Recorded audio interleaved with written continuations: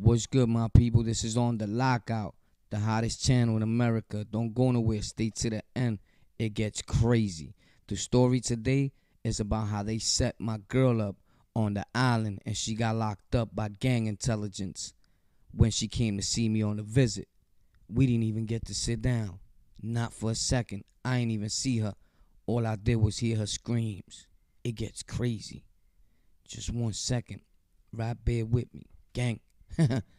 On The Lockout. The reason why the channel's called On The Lockout, again, because everybody don't lock out when they scream out on the lockout on Rikers Island. The COs are grimy. They set my family up. There was nothing we could have did about it, and this is how it went down. It's Valentine's Day. They call me for a VI. Boom, I go down there. I'm in C95. Officer Miller.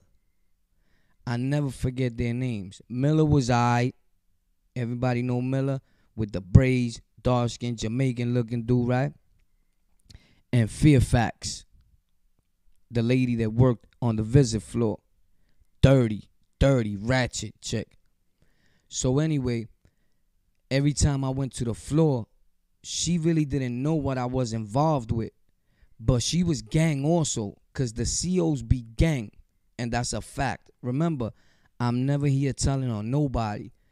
But the COs get it all day. So if you feel that I'm blowing the CO's name up or whatever, good. F them. They blow your name up all day. So they call me for the visit. I go down there. But this last time that I went down, my peoples from the clique I was involved in, they was throwing it up. So she seen, and she was like, oh, he down with that? Like, and the other one I heard when he was like, yeah, he like gang, like he the OG right now. She was like, and he getting it. I heard her clearly while I was walking by. So it was nothing. She still acted. She seen my girl. Oh, your nails are beautiful. So we kept getting it in the building, right? Because everybody knows C95 is a money building. We kept getting this, how nothing lasts forever. At the same time, it's a learning experience out of all this. If you stay tuned, you learn not to do this when you get locked up, thinking you the man and that you invincible. So I'm going around making a little money. We getting high. We doing all types of things. Because when you get to Rikers Island or up north, if you never got high, chances are you might start getting high there. That's a fact. So be aware. And be careful, because dudes will offer you things for free in the beginning. Then you going to pay. I don't know how you going to pay, but you going to pay. So I keep going up. I keep getting the bag. Bang, bang, bang. This one time on Valentine's Day, my girl comes up, and she comes up with another girl, with my man's girl. So I told her, yo, don't do nothing on Valentine's Day, because they watching everybody. Because on Valentine's Day, it's common sense.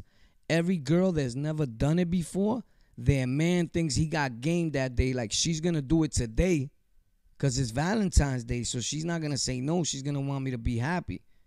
And normally that's the way it goes. So a lot of girls get knocked on Valentine's Day.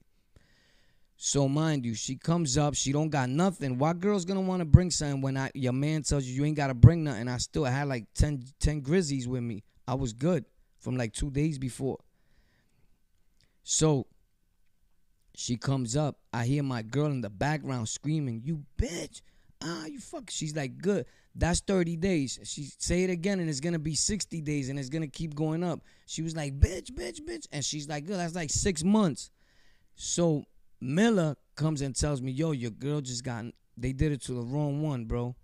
And he's telling my girl, walking by her, like, oh, she did it to the wrong one. They set my girl up and said that my girl had crack cocaine, like, in between her nails and a bag on the floor. Like, my girl came out and straight said, wrong drug of choice, number one. If you would have said it was opiates, Percocets, or something else, I would have said fine. You know, like, not even fine, but then it would have sounded more believable. She was like, but cocaine or crack, I'm not bringing them that in here so they could be all paranoid in there. And that was just a fact. That wasn't our thing. We was making money with the opiates. Whatever opiates it was, whatever downers it was, that's what we wanted back there. So nobody, my clique didn't want to be paranoid all over the jail. Some dudes like that. We ain't with it. So they set her up, bro. My poor girl at that time. SRG comes to her. They looking at her tattoos. Like, that's not a gang tattoo. Or you didn't know that your man was a well-known gang member, that he was one of the leaders of the gang, this and that. She was like, nah. And they were like, and you been with him this long? You didn't know that? She's like, he don't tell me all these things. They're like, why you with him? This is how far they go. They was even telling her, why you with a dude like that? You know he's a little bad boy back there? You know, like, he's never gonna change? And she was like, wow, that's crazy. Like, the things they say. And I'm pretty sure they did this to a lot of you guys, girls. That's wrong. That's like trying to convince your family to depart from you. And at the same time, it's like a down low. Like, he's trying to kick it to her to blow her buns out. Like, that's wrong. That's like a sort of like a abuse. Like, trying to push up. Like, the correct word. You know, it's like some sexual harassment on a sneaky tip. Like a predatorial move. Like something different. You feel me? So they set her up. They didn't even let her go just like that. Because, you know, her first time locked up, they ask you, could somebody bail you out? You know, in New York, if you say, yeah, I got somebody bail me out, they're going to post bail. They ain't going to let you go on ROR nothing because you already said somebody could put up the breath for you. You played yourself. So she said that. Her family had to go put up $3,500 to get her out. I'm like, yo, what, they caught you with an ounce? They set you up with an ounce or something? But it was some petty shit, but it was still a felony. And then after a few years passed, them same COs got in some trouble for setting other people up. And I was telling my girl, now's your opportunity to step up and get your felony expunged and even sue them. But, you know, in New York, you caught up in all the crap that you're doing. A lot is going on. She never got to it. She never did nothing about it. It's just something else that the COs got away with at that time. You know, but that's how grimy they are, bro. And I just wanted to put that out there because I'm starting to remember like a lot of things that happened during my bids that I even forgot about because, you know, like I said, my brain is fried. I've been in a coma, was hit with a gun. I had reconstructive surgery. I was in a coma. I just said that, right? Look at that. You know, I was damn near killed a few times, bro. So they knew my girl was bringing me drugs, razors, a bunch of things, and it was like unstoppable because if I didn't get it, I'll send my man down.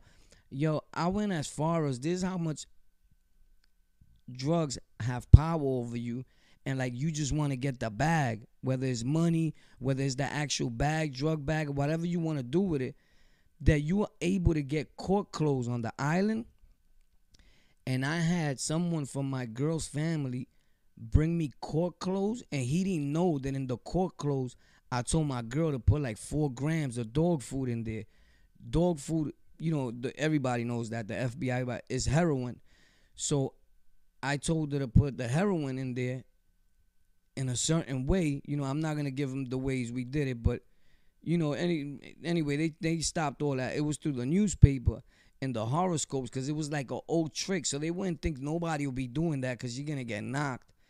So I went down there to pick up my court clothes, and it was then. I was like, yo, imagine that poor kid would have got bagged. Like, as years passed by, now I'm doing the right thing in life. You know, I think about, like, wow, I was jeopardizing everybody because of your greed. You don't care about nobody. It's not that you don't care, but you just like, I got to survive in here.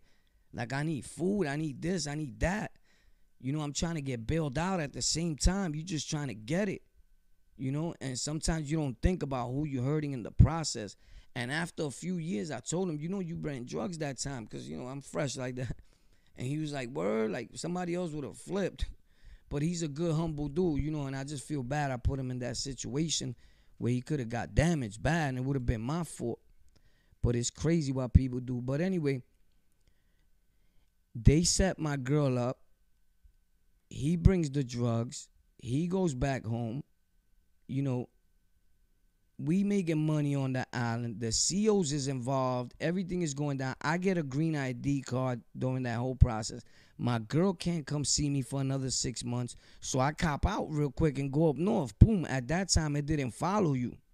Like whatever time you had in the city, in the Bing, or whatever, your tickets didn't follow you upstate.